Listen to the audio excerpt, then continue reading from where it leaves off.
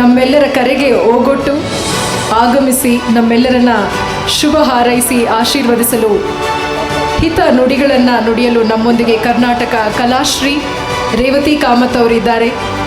She is the person who is known to millions. Sustainability ಅಥವಾ ಸುಸ್ಥಿರತೆಯ ಮತ್ತೊಂದು ಹೆಸರು. ಲ್ಯಾಂಡ್ಸ್ಕೇಪ್ ಆರ್ಕಿಟೆಕ್ಚರಿಂದ ಗ್ರೀನ್ಸ್ಕೇಪಿಂಗಿಂದ ಪ್ರತಿಯೊಂದು ಸುಸ್ಥಿರತೆಯ ಹಾದಿಯಲ್ಲಿ ಜೀವಮಾನದ ಯಾನವನ್ನು ಇತರರಿಗೆ ಮಾದರಿಯಾಗಿ ಆದರ್ಶವಾಗಿ ಅನವರತ ಶ್ರಮಿಸುತ್ತಿರುವಂಥ ಧೀಮಂತ ಮಹಿಳೆ. ಕೆರೆಗಳ ಪುನಶ್ಚೇತನ ಅಂದರೆ the name to reckon with.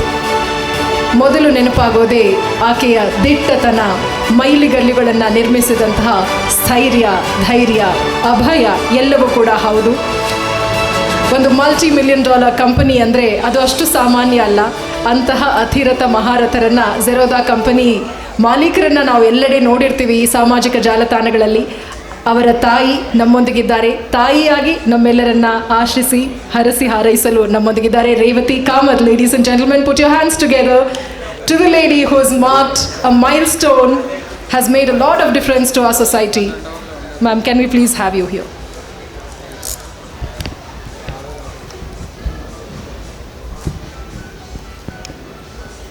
ಎಲ್ಲರಿಗೂ ನಮಸ್ಕಾರ. ನಾನೀಗ ಎಲ್ಲಿ ಹೋದರೂ ಕನ್ನಡದಲ್ಲೇ ಮಾತಾಡ್ತೀನಿ. ಯಾಕೆ ಅಂತ ಹೇಳಿದ್ರೆ ನಾನು ಕನ್ನಡ ಮಾತಾಡೋದು ತುಂಬ ಚೆನ್ನಾಗಿದೆ ಅಂತ ಎಲ್ಲ ಹೇಳ್ತಾರೆ. ನಂಗನ್ಸುತ್ತೆ ಇಲ್ಲಿರೋರು ಬರೀ ಕರ್ನಾಟಕದವರೇ ಆಗಿರೋದ್ರಿಂದ ಕನ್ನಡ ಎಲ್ಲರಿಗೂ ಅರ್ಥ ಆಗುತ್ತೆ ಅಂದ್ಕೊಂಡು ಕನ್ನಡದಲ್ಲೇ ಮಾತಾಡ್ತೀನಿ.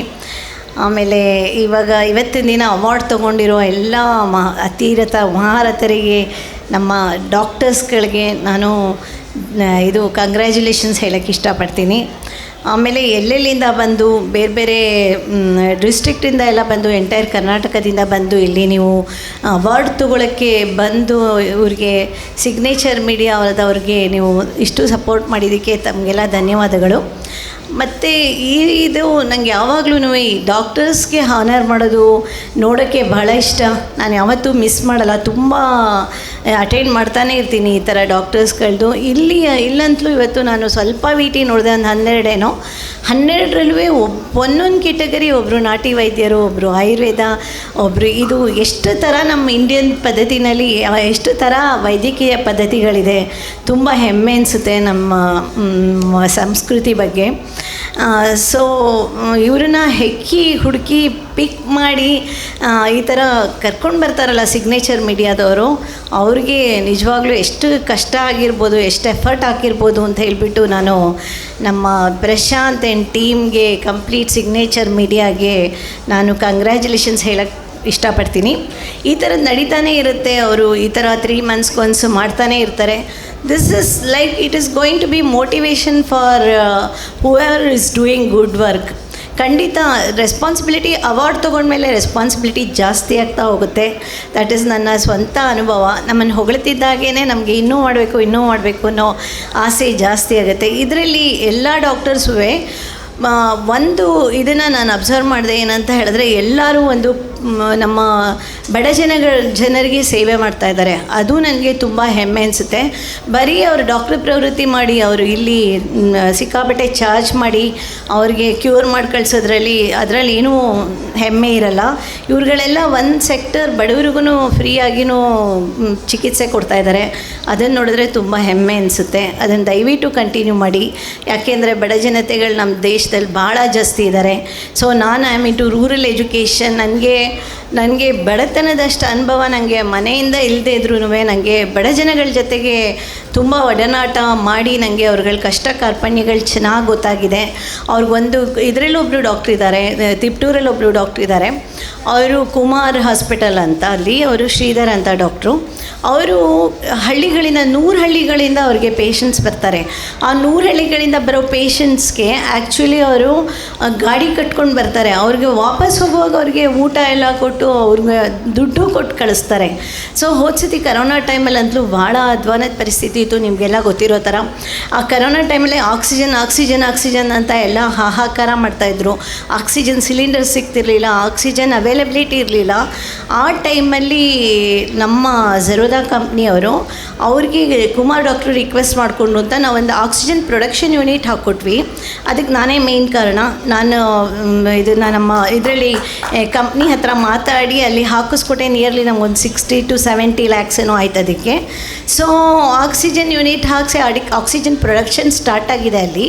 ಆದರೆ ಆ ಟೈಮ್ಗೆ ಕರೋನಾ ದೇವ್ರ ದಯದಿಂದ ನಿಂತೇ ಹೋಯಿತು. ಆ ಕರೋನಾ ನಿಂತೋಗಿದೆ. ಆದ್ರೂ ಆಕ್ಸಿಜನ್ ಅವಶ್ಯಕತೆ ಎಲ್ಲರಿಗೂ ಇದ್ದೇ ಇರುತ್ತೆ, ಹಳ್ಳಿಯವ್ರುಗಳಿಗೂ ಅವಶ್ಯಕತೆ ಇದ್ದೇ ಇರುತ್ತೆ. ಆ ಟೈಮಲ್ಲಿ ಮಾತ್ರ ಆಕ್ಸಿಜನ್ದು ಭಾಳ ಕೊರತೆ ಇತ್ತು. ನಾನು ಇವಾಗ ಎಲ್ಲಿಗೆ ತೊಗೊಂಡು ಬರ್ತಿದ್ದೀನಿ ಅಂದರೆ, ಈ ಆಕ್ಸಿಜನ್ ಕೊರತೆ, ನೇಚರು, ಇದನ್ನು ನಾನು ಎರಡನ್ನೂ ಒಟ್ಟಿಗೆ ತರ್ತೀನಿ ನಾನು ಯಾವಾಗಲೂ ಮಾತಾಡುವಾಗ.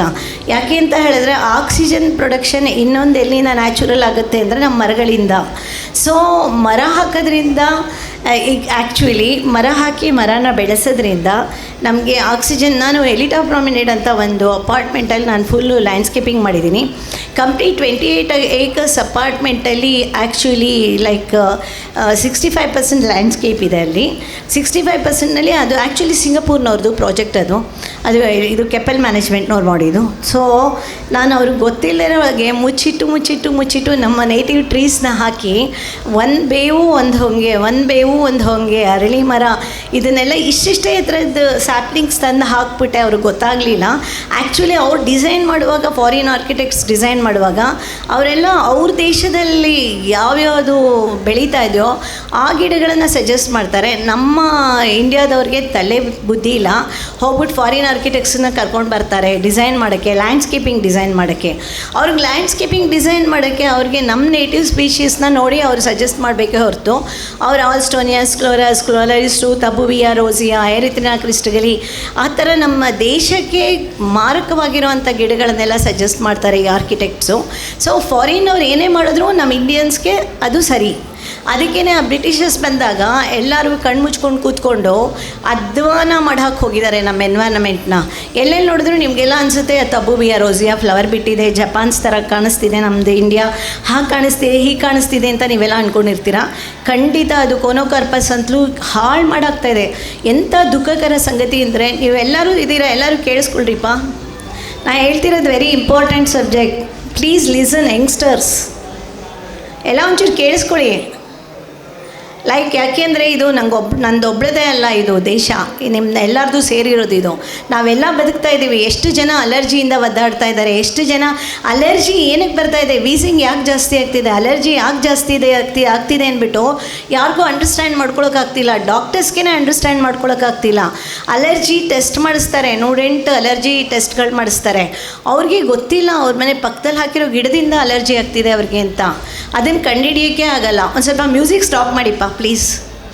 ಮ್ಯೂಸಿಕ್ ಬೇಡ ನನ್ನ ಮಾತಿಗೆ. ಇದು ಒಂಥರ ಹ್ಯಾಪಿ ಥಿಂಗ್ ಅಲ್ಲ, ನಾನು ಮಾತಾಡ್ತಾ ಇರೋದು ದುಃಖಕರವಾದ ಸಬ್ಜೆಕ್ಟು. ಮ್ಯೂಸಿಕ್ ಸ್ಟಾಪ್ ಮಾಡಿ ಪಕ್ಕದಲ್ಲ. ಓಕೆ. ಆಮೇಲೆ ಏನಾಗುತ್ತೆ ಅಂತ ಹೇಳಿದ್ರೆ, ಇದು ಏನಾಗ್ತಿದೆ ಅಂದರೆ ಕೋನೋಕಾರ್ಪಸ್ಸು ಎಲ್ಲ ಕಡೆ. ಮೊನ್ನೆ ದೇವೇಗೌಡರು ಪೆಟ್ರೋಲ್ ಬಂಕ್ ಕಡೆಗೆ ಫ್ಲೈಓವರ್ ಮೇಲೆ ಹೋಗೋಣ ಅಂತ ಹೋದರೆ ಪಕ್ಕದಲ್ಲಿ ಡಾರ್ಕ್ ಗ್ರೀನರಿ ಪ್ಲ್ಯಾಂಟ್ಸ್ ಕಾಣಿಸ್ತಾ ಇದೆ. ನಂಗೊಂದ್ಸತಿ ಶಾಕ್ ಆಗೋಯ್ತು ಆ ಪ್ಲ್ಯಾಂಟ್ ನೋಡಿ. ಇಲ್ಲೂ ಬಂತ ಕೋನೋಕಾರ್ಪಸ್ ಅಂತ. ಎಲ್ಲ ಕಡೆ ಈಗ ಯಲಹಂಕದಲ್ಲಿ 10,000 ಗಿಡ ಹಾಕ್ತಿದಾರಂತೆ. ಕೋನೋಕಾರ್ಪಸ್ಸನ್ನು ನೀವು ಗೂಗಲ್ ಮಾಡಿ ನೋಡಿ, ಎಷ್ಟು ನಮಗೆ ಹೆಲ್ತ್ ಹೆಜಾರ್ಡ್ಸ್ ಕೊಡುತ್ತೆ ಆ ಕೋನೋಕಾರ್ಪಸ್ಸು, ಎಷ್ಟು ಡೇಂಜರಸ್ ಅದು ನಮ್ಮ ಎನ್ವೈರ್ನಮೆಂಟ್ಗೆ, ನಮ್ಮ ಬಯೋಡೈವರ್ಸಿಟಿ ಯಾವ ಥರ ಹಾಳು ಮಾಡ್ತಿದೆ. ತಬೂಬಿಯಾ ರೋಸಿಯಾ ನಿಮ್ಗೆ ಒಂದಷ್ಟು ತಿಂಗಳಲ್ಲಿ ಅದು ಹೂ ಬಿಟ್ಟಿರುತ್ತೆ. ನಿಮ್ಗೆ ಹೂ ನೋಡಿ ಅಲ್ಲೇ ಯಾವುದೋ ಮಗು ಅಲರ್ಜಿಗೆ ಒದ್ದಾಡ್ತಿರುತ್ತೆ, ಅಲ್ಲೇ ಯಾರೋ ವಯಸ್ಸಾದವರೊಬ್ಬರು ಉಸಿರು ಹೇಳ್ಕೊಳಕ್ಕಾಗದೆ ಆಸ್ಮಾಯಿಂದ ಒದ್ದಾಡ್ತಿರ್ತಾರೆ. ಸೊ ಇದೆಲ್ಲ ಹೆಜಾರ್ಡ್ಸ್ ಯಾವುದರಿಂದ ಆಗ್ತಿದೆ ಅಂದರೆ ನಮ್ಗಳ ಇಗ್ನೋರೆನ್ಸಿಂದ ಆಗ್ತಾಯಿದೆ. ನಮ್ಮ ಗೌರ್ಮೆಂಟ್ನವ್ರ ಇಗ್ನೋರೆನ್ಸು, ನಮ್ಮ ಇಗ್ನೋರೆನ್ಸು, ನಾವು ಎಜುಕೇಟೆಡ್ ಜನಗಳ ಇಗ್ನೋರೆನ್ಸು. ಅವ್ರಿಗೆ ಬೇಗ ಬೆಳಿಬೇಕು, ಗಿಡ ಗ್ರೀನರಿ ಕಾಣಿಸ್ಬೇಕು, ಅದು ಇದಾಗಬೇಕು, ಒಂಥರ ನೋಡೋಕ್ಕೆ ಚೆನ್ನಾಗಿರಬೇಕು, ಎಲ್ಲ ಮಾಡ್ತಾರೆ. ಅದರಿಂದ ಭಾಳ ಹೆಜಾರ್ಡ್ಸ್ ಆಗ್ತಿದೆ. ನಾವೆಲ್ಲ ಮರ್ತು ಹೋಗ್ತಾ ಇದ್ದೀವಿ. ನಮ್ಮ ಅರಳಿ ಮರ, ನಮ್ಮ ಆಲದ ಮರ, ನಮ್ಮ ಹೊಂಗೆ ಮರ, ಬೇವಿನ ಮರ, ಬನ್ನಿ ಮರ, ಬಿಲ್ವಪತ್ರೆ, ಎಷ್ಟು ನಮ್ಮ ಮರಗಳು ಒಳ್ಳೊಳ್ಳೆ ನಮಗೆ ಒಂದೊಂದು ಎಲೆನಲ್ಲೂ ಇಲ್ಲಿ ಎಷ್ಟೋ ಜನ ನಾಟಿ ವೈದ್ಯರಿದ್ದಾರೆ, ಅವ್ರುಗಳಿಗೆಲ್ಲ ಗೊತ್ತು. ಎಲ್ಲ ಒಂದೊಂದು ಎಲೆನಲ್ಲೂ ಎಷ್ಟು ಮಹತ್ವ ಇರುತ್ತೆ, ಒಂದೊಂದು ಬಾರ್ಕಲ್ಲೂ ಎಷ್ಟು ಮಹತ್ವ ಇರುತ್ತೆ. ಈ ಥರ ಎಲ್ಲ ನಾವು ನಮ್ಮಲ್ಲೇ ಇಷ್ಟೊಂದು ಇಟ್ಕೊಂಡು ನಾವು ಯಾಕೆ ಬೇರೆ ಫಾರಿನ್ ಆರ್ಕಿಟೆಕ್ಟ್ಸ್ಗೆ, ಫಾರಿನ್ ಮರಗಳಿಗೆ ಮಾರು ಹೋಗ್ತಾ ಇದ್ದೀವೋ ನಂಗೆ ಗೊತ್ತಿಲ್ಲ. ಅನ್ಯಾಯವಾಗಿ ನಮ್ಮ ಎನ್ವೈರ್ನಮೆಂಟ್ ಎಲ್ಲ ಹಾಳಾಗಿ ಹೋಗ್ತಾ ಇದೆ. ಇದೇ ಥರ ಆದರೆ ನಮಗೆ ಇನ್ನೊಂದು 20 ವರ್ಷದಲ್ಲಿ ನಮ್ಗಳಿಗೆ ಬದುಕೋದೇ ಕಷ್ಟ ಆಗುತ್ತೆ. ಈ ಸತಿನೇ ನೋಡಿದ್ರಿ ನೀವು, ಏಪ್ರಿಲಲ್ಲಿ ಮಳೆ ಬರಬೇಕಾಗಿದ್ದು ಏಪ್ರಿಲ್ನಲ್ಲಿ ಮಳೆನೇ ಬರಲಿಲ್ಲ. ರೈತರುಗಳು ಬೆಳಿಬೇಕು, ನಮಗೆಲ್ಲ ಕೊಡಬೇಕು, ಬೆಳೆ ಬೆಳೆದು ಅವರು ಬೀಜ ಹಾಕೋ ಟೈಮಲ್ಲಿ ಅವರೇನೋ ಒಂದು ಪ್ಲ್ಯಾನ್ ಮಾಡ್ಕೊಂಡು ಬಿತ್ತನೆ ಮಾಡಬೇಕು ಅಂತ ಇಟ್ಕೊಂಡಿರ್ತಾರೆ. ಆ ಬಿತ್ತನೆ ಮಾಡೋ ಟೈಮಲ್ಲೇ ಇದು ಬರಲಿಲ್ಲ ಅಂದರೆ, ಮಳೆ ಬರಲಿಲ್ಲ ಅಂದರೆ ಅವ್ರಿಗೆ ಏನು ಬೆಳೀತಾರೆ? ಅವ್ರಿಗೆ ಏನು ಆ್ಯಂಟಿಸಿಪೇಟ್ ಮಾಡೋಕ್ಕಾಗತ್ತೆ? ಯಾವ್ಯಾವಾಗಲೂ ಮಳೆ ಬರುತ್ತೆ, ಯಾವ್ಯಾವಾಗಲೂ ಇದಾಗುತ್ತೆ, ಯಾವ್ಯಾವಾಗಲೂ ಗಾಳಿ ಬರುತ್ತೆ. ಯಾವಾಗಲೂ ಇಷ್ಟೊಂದು ಸತಿ ನಮಗೆ ಡಿಪ್ರೆಷನ್ ಇದು ಆಗ್ತಾ ಇರಲಿಲ್ಲ ಮಡ್ರಾಸಲ್ಲಿ, ಚೆನ್ನೈಲಿ. ಇದೆಲ್ಲ ಆಗ್ತಿರೋದು ಕ್ಲೈಮೆಟಿಕ್ ಹೆಸರ್ಡ್ಸಿಂದ. ಆಮೇಲೆ ಇವಾಗೆಲ್ಲ ನೀವು ಅನ್ಕೋತೀರಾ ನಾವೆಲ್ಲ ಏನು ಮಾಡ್ಬೋದು ಇದರಲ್ಲಿ ಅಂತ. ನಾನು ನಿಮ್ಮನ್ನೆಲ್ಲ ಕೇಳ್ಕೊಳ್ಳೋದೇನಂತ ಹೇಳಿದ್ರೆ, ಅಟ್ಲೀಸ್ಟ್ ನೀವು ಜೀವನ ಪರ್ಯಂತ ನಿಮ್ಮ ಜೀವಮಾನ ಇರೋ ಅಷ್ಟು, ನಾನು ಹೇಳ್ತಿದ್ದೀನಿ ತುಂಬ ಮರಗಳನ್ನು ಹಾಕಿ ಅಂತ ಹೇಳ್ತಾ ಇಲ್ಲ, ಅಟ್ಲೀಸ್ಟ್ ಒಂದು ನೀವು ಈ ಪ್ರಪಂಚ ಬಿಟ್ಟು ಹೋಗೋಕ್ಕೆ ಮುಂಚೆ ಒಂದು ಮರ ಹುಟ್ಟಾಕಿ ಬೆಳೆಸಿ. ಹುಟ್ಟಾಕಿ ಇವಾಗ ಎಷ್ಟೋ ಆರ್ಗನೈಸೇಷನ್ಸ್ನವ್ರು ಹುಟ್ಟಾಕ್ತಿದ್ದಾರೆ. ಏನು ಪ್ರಯೋಜನ ಹುಟ್ಟಾಕಿ? ನೋಡಿದ್ರೆ ಎಲ್ಲ ನೆಕ್ಸ್ಟ್ ವೀಕಲ್ಲಿ ನೀವು ಹೋಯ್ತು ಅಂದರೆ ಆ ಮರಗಳ ಹೆಸರೇ ಇರಲ್ಲ, ಅಲ್ಲಿ ಹಾಕಿದ್ದಾರೆ ಅನ್ನೋದೇ ಗೊತ್ತಾಗಲ್ಲ.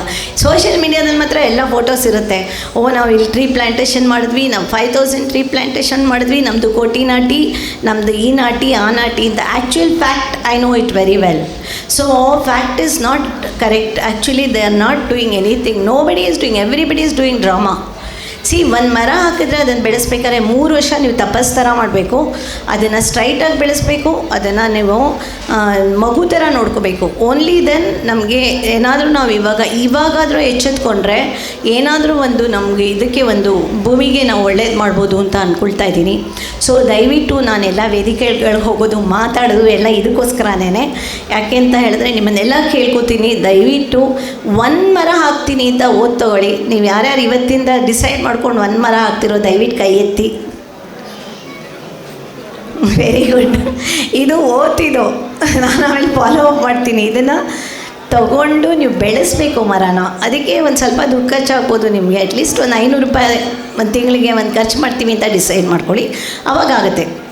And coming to the point of rural education, actually ನನಗೆ rural education, when I got expose to rural education, it is a horrible situation. Actually our rural children are suffering so much, ಗೊತ್ತಾ? ಎಲ್ಲ ಇನ್ನೂ child marriages ಆಗ್ತಾಯಿದೆ, child labour ನಡೀತಾ ಇದೆ, ಎಲ್ಲ ನಡೀತಾ ಇದೆ. ನನಗೆ I don't know what our government is doing. ನನಗೆ ಪ್ರಾಕ್ಟಿಕಲಾಗಿ ಐ ಆಮ್ ಸೀಯಿಂಗ್ ಎಲ್ಲ ಗೌರ್ಮೆಂಟ್ ಸ್ಕೂಲ್ಸ್ಗಳು ಬಿದ್ದು ಮುರಿದು ಹೋಗ್ತಾ ಇದೆ, ಟಾಯ್ಲೆಟ್ಸ್ ಇಲ್ಲ, so many basic problems are there, and teachers are uneducateds because teachers like they give only 5,000 rupees, 6,000 rupees. What quality teachers we can expect in that situation? So the teachers themselves are so much ignorant, and there is no hygiene teaching for children, and it is worst situation happening. And it is like to give, in my school I have taken up responsibility of 3 schools. In my school that only fees is 2,000 rupees per year. To give that 2,000 rupees, that parents make 5% interest and they take for the 2,000 rupees. Finally, they make children come up to 4th standard. Then finally, they will leave. Then they take them to labor. This one, most of our children are becoming laborers, and labor wages are also. It is not up to the mark. They're like 150, 200 rupees. Still, it is going on like that. So, like no, that see, we have to. Everybody has to think about our rural rural education, and whoever wants to contribute, I am there. Like no, please approach me and I will show the way to contribute. If you spend 1,000 rupees per month, no, that you can educate one child. If you spend 1,000 rupees and totally 1 lakh, 1.5 lakhs per year you can spend. So it is going to be a very less amount, and I want all of you to please contribute for rural education also. And like environmental hazards, so many are there. I don't think I have got the time now. I think they have to do other works also. So thank you for listening me. And like the encroachment land and all, I have to tell, like in villages it is lots of encroachment happening, and as of now in 3 years time I got back 35 acres of encroached land to government. ಒತ್ತುವರಿ ಮಾಡ್ಕೊಂಡಿದ್ದ 35 ಎಕರೆ ಜಾಗನ ನಾನು ಬಿಡಿಸ್ಕೊಟ್ಟು village ಪಂಚಾಯತಿಗೆ ವಾಪಸ್ ಕೊಡಿಸಿದ್ದೀನಿ. ರಾಜಕಾಲುವೆಗಳು ಒತ್ತುವರಿ ಬಿಡಿಸ್ತಾ ಇದ್ದೀನಿ, ತಡೆಗೋಡೆಗಳನ್ನೆಲ್ಲ ಇದು ಮಾಡಿ ಕೆರೆಗೆ ನೀರು ಬರೋ ಥರ ಮಾಡ್ತಾಯಿದ್ದೀನಿ. ನಂದೊಂದು ದೊಡ್ಡ ಕತೆ ಇದೆ, ಈಗ ಹೇಳೋಕ್ಕೆ ನಿಮಗೆಲ್ಲ ಕೇಳೋಕ್ಕೂ ಟೈಮ್ ಆಗೋಗಿದೆ. ಸೊ ಮತ್ತೆ ಯಾವಾಗಲಾರು ಅವಕಾಶ ಸಿಕ್ಕಾಗೆಲ್ಲ ಹೇಳ್ತೀನಿ. Please subscribe my YouTube channel. ಅದರಲ್ಲಿ ನಾನೆಲ್ಲ ಕ್ಲೀನಾಗಿ ಎಕ್ಸ್ಪ್ಲೈನ್ ಮಾಡೋಣ ಅಂತ ಮಾಡಿದ್ದೀನಿ. So many subjects are there, women empowerment and rural education and environmental hazards and everything. So thank you all for listening to me, and thanks for Signature Media and Mr. Prashant to give me opportunity to talk and calling me here as guest. And thank you, Prashant, meeting me so many precious doctors here. Thank you all.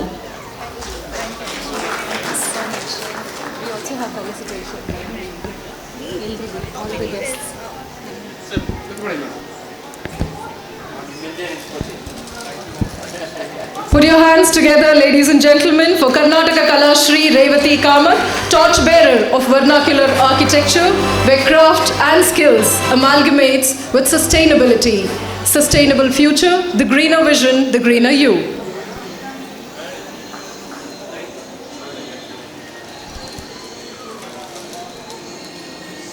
Thank you so much.